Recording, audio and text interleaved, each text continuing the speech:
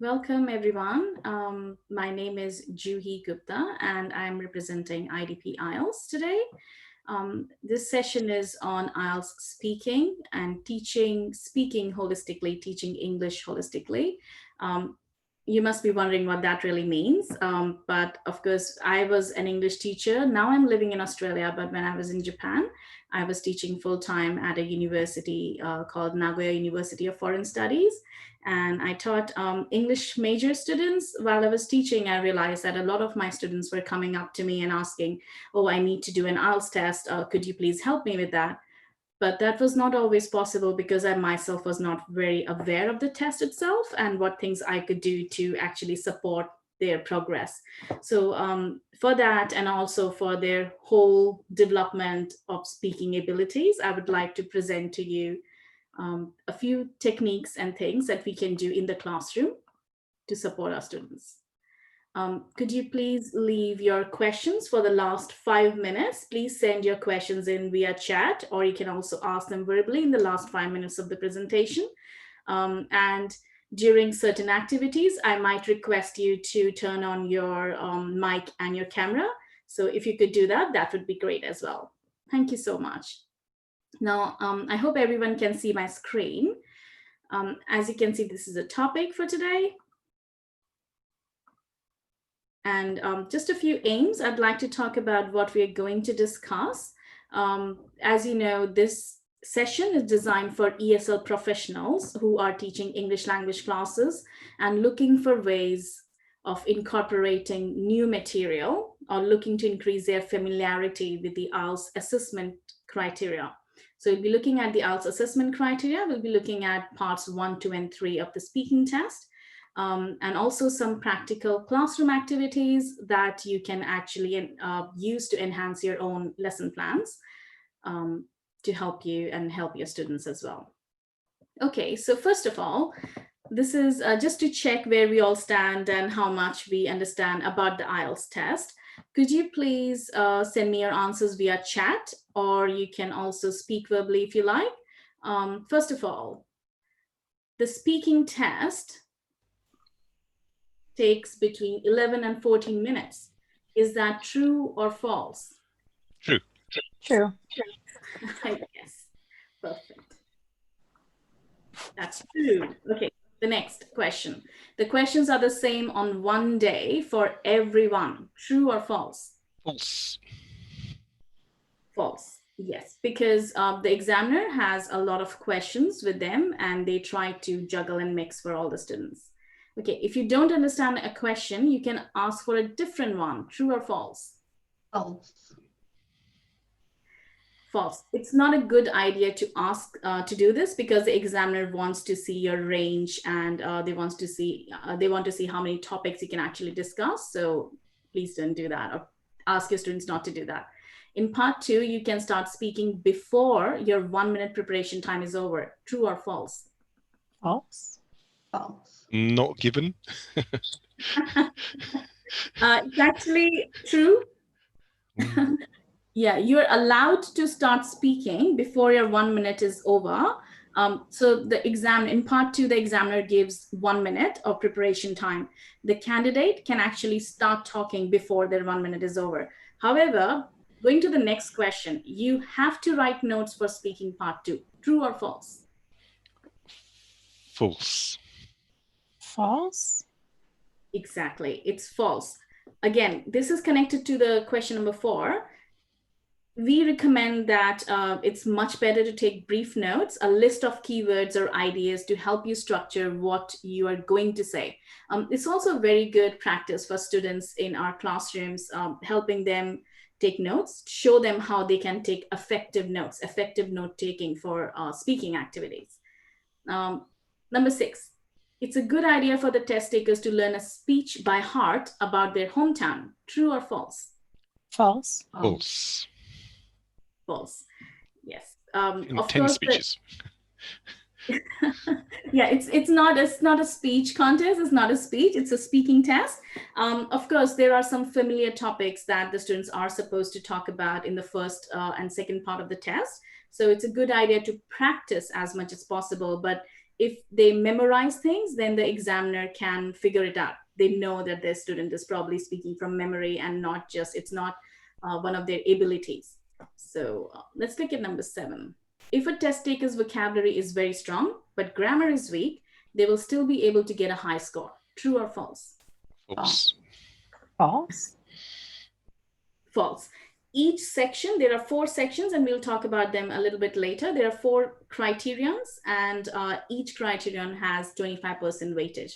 So the maximum you can get is 25% of the total score, even if you're extremely good at one part of the test. So yeah, that's not recommended. Thank you so much, guys. That was perfect. I'm so glad that you have a very good understanding of the IELTS test. We look at a few more things today. So as I'd just like to talk about the IELTS test overall. The IELTS test consists of 4 skills: listening, reading, writing, and speaking. As you can see, there are 2 types of IELTS test. One is academic and the second is general. A lot of our students need to take the academic test. I'm sorry, I need to go back. A lot of our students need to take the academic test if they want to do a study abroad or they want to apply for certain kind of visas abroad. General test is mainly for only visas and migration purposes many times. So most of our students will be preparing for academic reading, academic writing, but the listening and the speaking tests are the same for both academic and general training. Okay, so this talk is basically about speaking. So I'll be talking mainly about the speaking part of the test. The speaking test is a one-on-one where there is one examiner and one student. The speaking test is recorded. However, the examiner does not usually listen to the recording and then grade the student. They grade the student in real time. When they're talking to the student, they would give the grade and a band score. Okay. All right, so just to give you a breakdown of what the time looks like when they're talking, when the speaking test is going on, the total time is 11 to 14 minutes. Part 1 lasts for 4 to 5 minutes, part 2, 3 to 4 minutes, part 3, 4 to 5 minutes. Now, let me show you some description of that. As you can see, the first part consists of introduction, where the examiner just makes the candidate feel better. They warm up and they get the student to settle down a bit. So the introduction part is on familiar topic, very, very, very familiar topics like where are you from? What's your name? Things like that, right? So things that the student is supposed to already know about and be very familiar with. The second part is a short interview, again, on very familiar topics that are personal to the student. Part 2 is the individual long term, where 1 minute is the preparation time. Then the student test taker is supposed to talk for 2 minutes. After that, the examiner asks a couple of more questions to finish the part 2 individual long term. Third is 4 to 5 minutes for a two-way discussion. Now, this is where a lot of our students do face difficulties because in Japan, especially, students are not used to talking on abstract topics, as you can see, of abstract nature. So we might need to, prepare the students for these kind of topics as well. This would last for 4 to 5 minutes, and it's linked to part 2 thematically. Okay, so I would like to quickly introduce a speaking criterion to you. The first criteria that starts from 0, did not attempt the test. So virtually, it's impossible for a test taker to get 0 as long as they do go to the test. So they would get basically between 1 to 9, between 1 and 9. And a lot of our students range between 5 and 8. So 5 is a modest user, and 8 is a very good user. Even a lot of native speakers are not really 9 often, because the bands are a combination of listening, listening, reading, writing, and speaking, an average of all of these scores. So we expect most of our students to be between 5 and 8. So please prepare them for that if you have to. So I would like to talk about now, if you remember, we initially talked about whether if a student has strong vocabulary, but their grammar is weak, or vice versa? Would they be able to balance it out? That's not really possible because fluency, coherence, lexical resource, grammatical range and accuracy, pronunciation, they have 25% weighted each. So it's going to, they have to perform in a balanced way. And teachers can also create classroom activities. Once you have identified which part needs more attention, then you can probably say, okay, for example, it's lexical resource. Maybe your students are struggling with vocabulary. Then you can say, sure, I'll make more activities that would enhance their vocabulary retention, vocabulary practice. Maybe they need more vocabulary for abstract topics, for critical thinking part. So having a knowledge of these criteria is very good for the teachers as well, so that you can help your students get a better score in the IELTS test. Okay, now let's have a look at what these criteria are actually about. So to give you a quick understanding of this, fluency and coherence looks at how often a student has to repeat themselves, how often they have to correct themselves, how coherent they are, their rate of speech, if they're speaking too slowly, too fast, how many connectives and discourse markers they're using, how much hesitation there is in their speech. All that comes in fluency and coherence. Lexical resource looks at familiar and unfamiliar topics, paraphrasing, it's a very important part, of course. Vocabulary range, what different kinds of vocabulary they can use, and idiomatic language. One thing I would like to tell you here, idiomatic language doesn't mean that they have to just use a lot of different idioms, difficult idioms. It's more about everyday phrases that we use, natural English phrases, rather than old-fashioned idioms. Then comes grammatical range and accuracy. It's about sentence forms, errors that they're making, misunderstandings that happen because maybe the student is not completely aware of the grammar structures, and how many complex structures they're able to use. When we talk about complex structures, of course, if they're talking more abstractly, they're talking on abstract subjects and talking about talking with critical thinking, then they will be using more complex structures, of course. Pronunciation is all about intonation, word stress, linking. Then it also talks about mispronunciations. One thing that I would really like to emphasize on here is that accent is not an impediment. A lot of our Japanese students are really worried about their accents.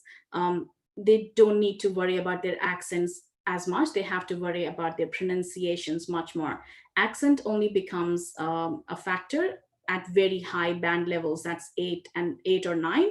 Even at those band levels, a student is not penalized for having an accent. They're only penalized if their accent is interfering with their speech or intelligibility. So that's one very important thing. Please try to reassure your students that pronunciation is not connected to accent very much.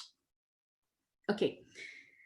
Now, this is a part where I'd like a bit more collaboration with you. I have an excerpt from a speaking test. It's a very short excerpt, a few seconds long only.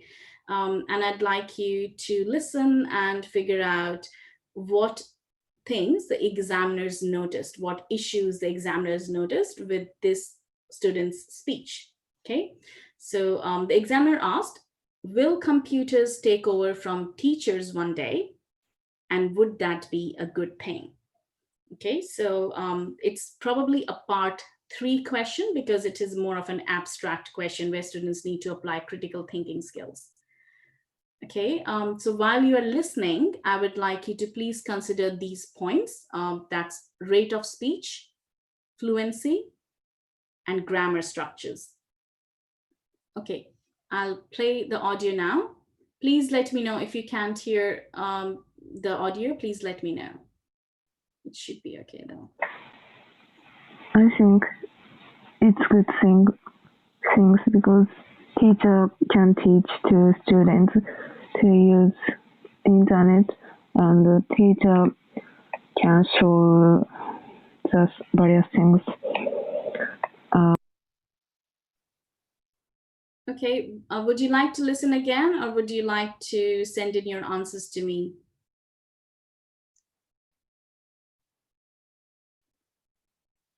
All right, I'm going to go to the next part. Could you please send me your answers in chat, or maybe if you can speak verbally as well?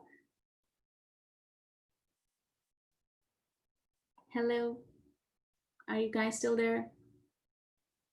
Okay, cool. So let's try this. First of all, will computers take over from teachers one day? And would that be a good thing? Rate of speech. What did you find? What did you feel about that? Okay. By rate of speech, is that the student's speed? Sorry, I don't quite understand rate of speech. Yes, yes. So I would say the speed, how fast, how natural her speed was. Right. What did you think? It was a little slow, but it was thoughtful. It was a thoughtful expression. Mm-hmm. Yeah, so it was slow. Yeah, exactly. That's very good. What about fluency? Yeah, some people have sent in their answers. Slow with pauses, very good. Short, simple phrases.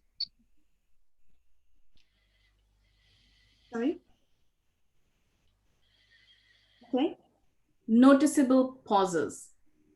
Pauses that were very noticeable. Now, usually, pauses are not really a bad thing, because there could be language-related pauses and there could be content-related pauses. Now, obviously, her pauses were a bit of a problem. Why? Because of grammar structures. They were very basic grammar structures, as a lot of you have already noticed. Yes, unnatural pauses. And her grammar structures were very basic. And yet she was not able to make longer, simple sentences. And a combination of all of these things is more problematic than one or two things. Like if someone is pausing, they're trying to think of something really complicated and they take a short pause. Okay, that is natural. We all do that. But at such a simple, like making a small, simple sentence, I think we should, that would be considered by the examiner as something that she's having trouble with. Okay, Can I so just ask? Sorry, can I just ask a very quick question? Mm-hmm. If you look at fluency, coherence, lexical, grammatical range, and pronunciation, actually answering the question doesn't come into it, does it? The thing is, yeah, it does, because coherence would be that coherence. It would come under coherence, right?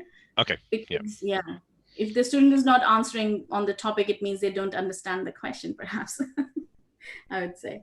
Anyway, so I would like to show you, thank you so much for that question, actually. That's a very important question. I would like to show you what the examiner said about that excerpt.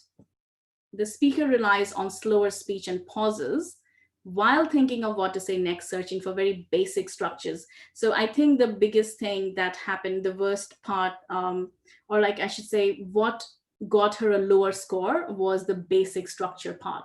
Slower speech and pauses in combination with basic structures make her a band 4 kind of student, so which is slightly lower band score. Which brings me to the next part. This is actually speaking band descriptors. This is a public version and everyone can access this. Only the examiners have access to the internal speaking band descriptors, but these are very close to the original version that the examiners have. So we can use them to make classroom activities as well and focus on the band score that the students want to get. So as we just discussed, the student actually had a little bit of trouble with basic structures. So as you can see, she would fall between 4 and 5. Now, because this was a very short excerpt, it was only about 18 seconds long. If the student, thank you so much, Jikawa-san. If the student went on and then she probably corrected her errors, maybe she was nervous initially and later on she didn't make these errors, then she would get a higher score, because it's a combination of everything that she does in the speaking test. It's more of the systematic errors, the errors that she makes again and again and again, that would get her a score between 4 and 5. But yeah, as of just looking at that, she probably got a score of 4 and 5. The flow of speech and noticeable pauses, grammatical range and accuracy, basic sentences with reasonable accuracies at 5, but she made a lot of mistakes. So probably she'll get a 4 because she made lots of mistakes with that. Okay, sorry, I'm running out a bit of my time today, but yeah. Okay. Let's have a look. So I would just like to quickly show you what happens, what kind of questions the students get to see in the speaking test. They talk about things like friends, family. So very easy, simple questions, which maybe you're doing already in the classroom. Maybe you're doing find someone who activities. Maybe you're having a warm-up activity every morning on Mondays saying, so what did you do last weekend? You know, things like that. So if you're doing that, maybe you can also incorporate these kind of questions. Give them these kind of warm-up questions and let them also know that, you know, this would help them if they're taking an IELTS test later on. Just builds their confidence. So these are the topics I would recommend throughout your course over one semester. You can actually pick up one topic for each Monday morning, let's say, and ask them to do a free warm-up conversation on one of these topics. Maybe that will be helpful. Okay, so speaking part 2 builds on, so in this case, the student gets this card, they get to think for 1 minute, and then they have to speak for 2 minutes. If they don't speak for full 2 minutes, then it's not really a good sign. If the examiner is able to say, thank you, it shows that the student was able to keep on going. They used their full 2 minutes, and the examiner was the person who stopped them. So that's actually a good thing. Okay. Now I'd like to quickly show you the speaking test part 3 as well. As you can see, it goes on to more difficult things that are not, that many people don't think about. And some Japanese students said, I don't even think about this in Japanese language, and I'm being asked to think about this in English. That is so difficult. But I think if a student is going to the university or to the school, I think I really feel that critical thinking is a very important part of life in general, of making people become socially aware. So when I was teaching my bachelor studies courses, my bachelor courses, I did have critical thinking classes, and we did work on volunteering as well. So I think this is a very good place to teach them these kind of describe, compare, speculate, evaluate kind of skills for part 3. Okay. Well, I would like to quickly go. I know that I'm running out of time, but I want to quickly show you what I was trying to say. A lot of our textbooks are mapped to IELTS band scores. So IELTS band 4 to 5 is mapped with an intermediate textbook, language leader, which I was using before, and 5 to 5.5 is mapped to upper intermediate. So if you're really interested in finding out what your textbook is mapped to, you can actually go to the publisher's website and find out what CEFR level or what IELTS band level they're mapped to. And then you can probably help your students get a better score that way. So yeah, thank you. I think I will have to go to the Q&A without taking too much time. We do have a little bit of extra time after this, so you don't need to rush, but we can make some time for questions. That's fine. Okay, so what would you like to do? Would you like me to show you, you know, I want to show you a couple of things. So can I just quickly go through this? All right, so as a teacher, I was making this lesson plan with my new cutting edge textbook. And it complements another IELTS textbook lesson, complements this lesson. The textbook is Focus on IELTS, and they have Focus on Speaking exercise sections where I was able to use my cutting edge textbook lesson and combine it with my IELTS speaking techniques lesson. And that way, the students were able to practice both skills at the same time. As you can see, the Focus on IELTS textbook teaches a lot of natural English phrases, which they can use in the speaking practice that they're doing using the normal textbook as well. If you want, you can please take screenshots, or we can also talk later. I'll tell you where. Okay. All right, I'll just try to move on. Now, finally, because it was a very short session today, I would like to invite you to a similar session, but with many more classroom activities and much more detailed session on learning more about IELTS and IELTS speaking and writing, reading, all of these parts.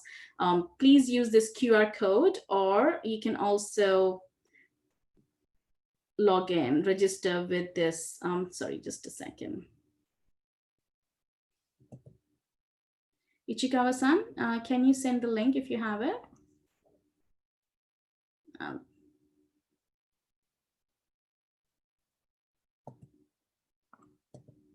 Okay, sorry.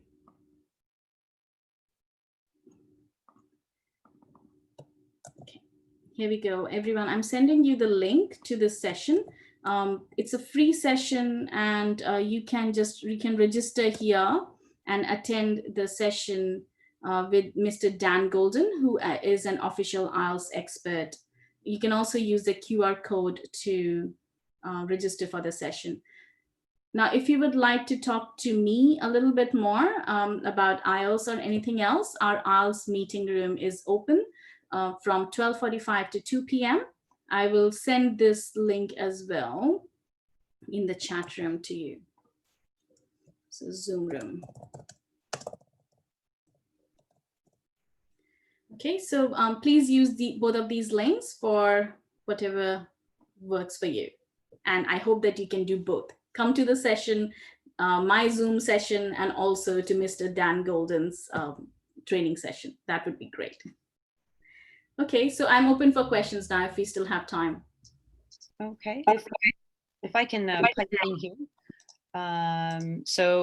Could I ask everyone, I know we've run ever so slightly over time, but could I ask everyone to either use the reaction sign on Zoom, or you can briefly unmute your microphone to applaud, to say thank you to Juhi for her lovely presentation. We'll go ahead and open for questions. We don't have a whole lot of time, but if there's a couple questions, you're welcome to pose them. Thank you.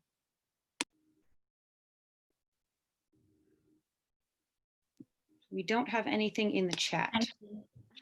Thank you, Catherine. Thank you, Chiho. Thank you so much for coming.